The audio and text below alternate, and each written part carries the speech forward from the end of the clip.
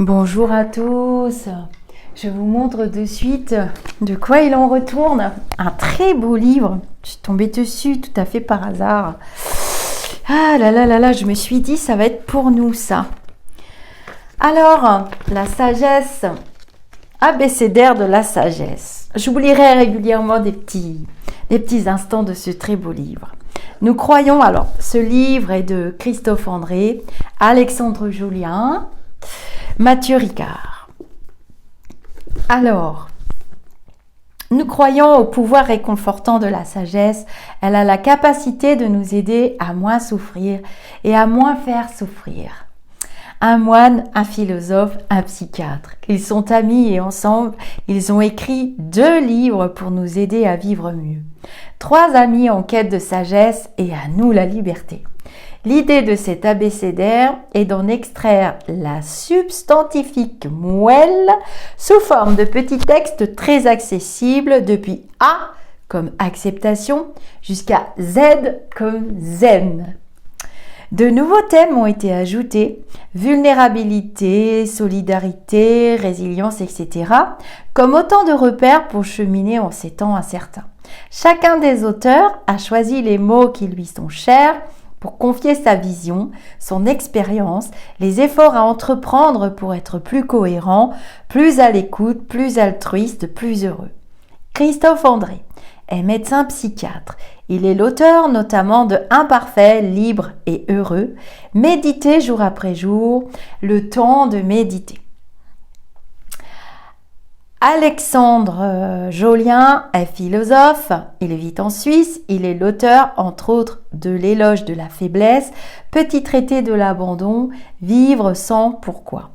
Mathieu Ricard est moine bouddhiste et photographe.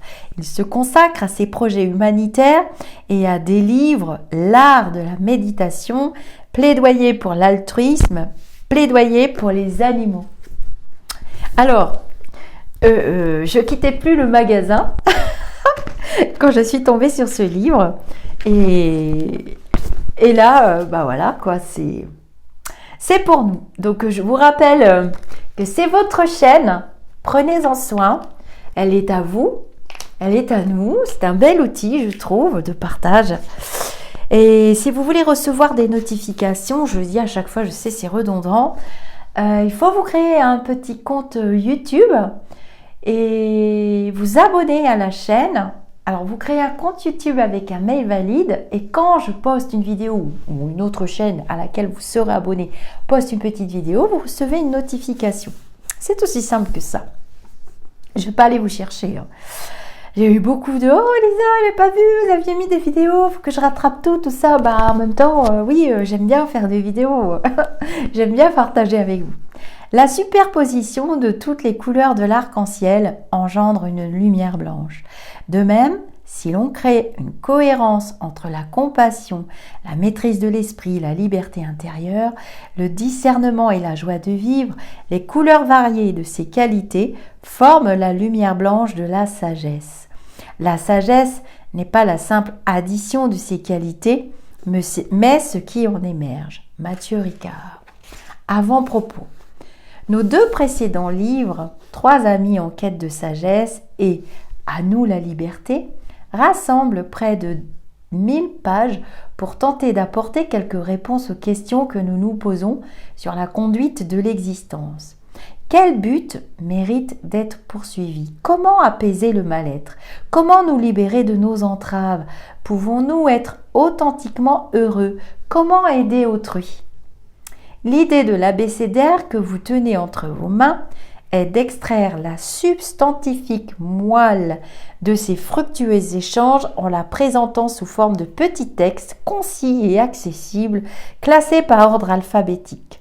Ce recueil est donc constitué d'extraits revus et modifiés de nos ouvrages déjà existants, mais aussi de nouveaux éléments que nous n'avions pas abordés et qui nous ont semblé utiles. Nous avons ainsi choisi d'évoquer le thème de biophilie ou amour de la vie, d'échec, d'équanimité, d'émerveillement, de Jésus et de Bouddha, des femmes sages, de l'idéal des rechutes du succès, du vieillissement, etc. Et nous inaugurons ce livre par des tentatives nouvelles et inédites de définir ou du moins d'approcher de la sagesse. Une dernière petite précision, aucun de nous trois ne se prétend sage, bien sûr, mais chacun de nous trois s'y emploie de son mieux. Alors, après vous avez des petites pages où, voilà, la sagesse selon Alexandre, un chemin qui accueille les faux pas. La sagesse ne saurait relever du bricolage, du préfabriqué. C'est un chemin, une descente au fond du fond, dans l'intimité de notre cœur où la joie, la paix, la grande santé nous précèdent. Au quotidien, avec les moyens du bord, contre les vents et les marées du mental, chacun est invité à maintenir le cap vers cette source, à suivre sa boussole intérieure. Cet appel, pour le dire dans les mots de Rumi. Alors, je ne vais pas vous lire tout parce que c'est long et puis je vous invite à vous procurer ce livre, mais j'ai décidé de vous faire pas mal de bulles vidéo courtes et de choisir au hasard devant vous en ouvrant le livre et en faisant une petite marque pour pas que je vous relise 10 fois la même chose, quoique c'est que vous aviez besoin d'entendre. Donc je me concentre et nous allons dans cette bulle vidéo lire. Ah, on tombe sur écoute. Eh oui, écoute, parce qu'en fait, il démarre là le texte. Hein. Là, j'étais sur la page écoute. C'est vraiment pas mal. On pourrait définir l'écoute comme une présence à autrui, pendant laquelle toute l'attention, toute la conscience est tournée vers ce que dit la personne que l'on a en face de soi.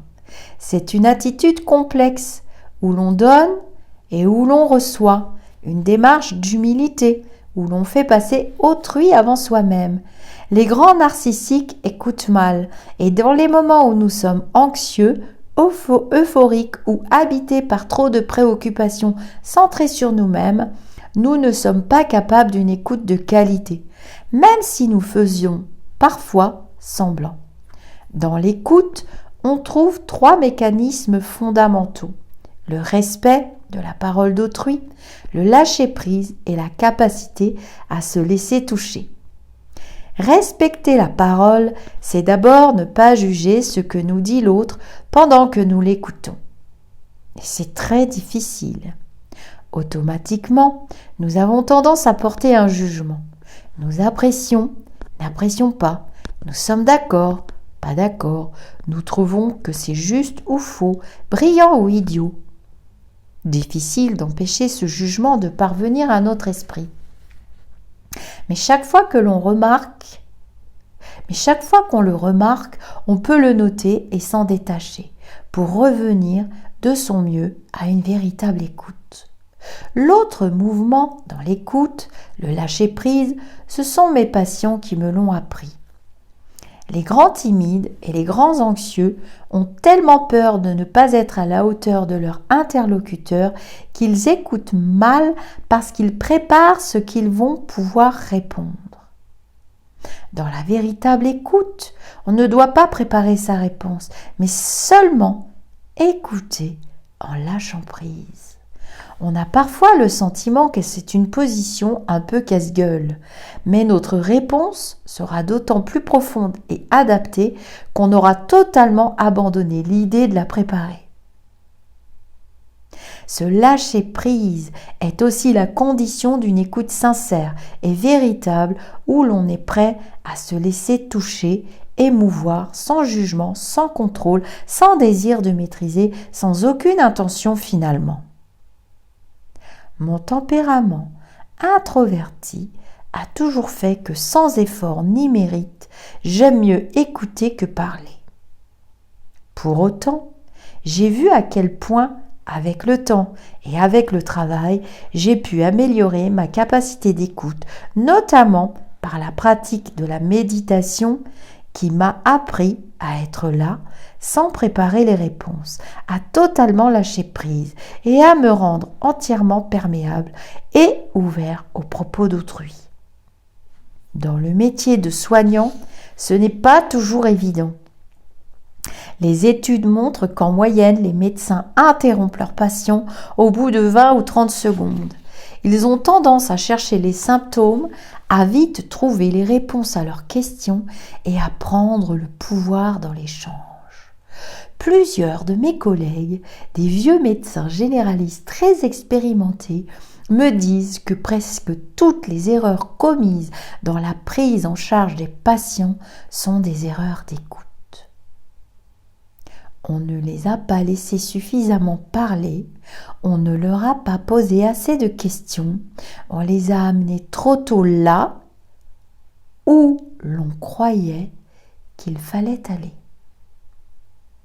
On pense que soigner, c'est faire un diagnostic, puis prescrire et conseiller, que c'est donner des médicaments et des conseils plus qu'écouter. Un peu comme dans le métier de parent d'ailleurs, on veut donner des conseils à nos enfants, les éduquer, les consoler, les réparer. Et on a tendance à ne pas les écouter, à ne pas les laisser parler à des moments où il serait précieux de le faire. C'est signé Christophe. 3 conseils de Christophe pour mieux écouter. On progresse beaucoup plus en écoutant qu'en parlant. La parole nous transforme parce qu'elle nous force à préciser nos idées, mais l'écoute est encore plus puissante car elle nous ouvre à d'autres univers que le nôtre. Toujours se rappeler qu'écouter, c'est donner, pas seulement des réponses, mais de la présence. Pour bien écouter, il faut se désemplir en partie de ses peurs. Peur de ne pas savoir quoi dire, de ne pas avoir de réponse à donner, de ses certitudes, de ses lassitudes. C'était pas mal, hein, l'écoute. Alors j'ai noté, je vais vous dire namasté et je vais faire d'autres petites bulles vidéo avec ce merveilleux livre, vous allez voir.